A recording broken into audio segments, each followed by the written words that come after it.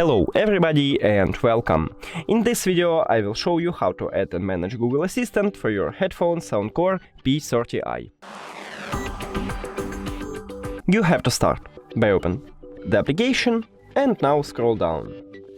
Click on Controls and now you should decide you want to use the left one or right one earbud, and you can edit for the double press, triple press and press and hold. So choose the best one for you. I wanna use double press. And now click on Voice Assistant. It's the same with the triple press. We have Voice Assistant, and for the right one we have the same. Now, if you press 2 times on your left earbud, you will call Google Assistant. 1, 2.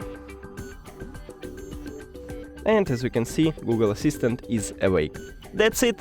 Thank you for watching this video. If you found it helpful, please consider subscribing to the channel and leave the like on the video. It's really important to us. See you later!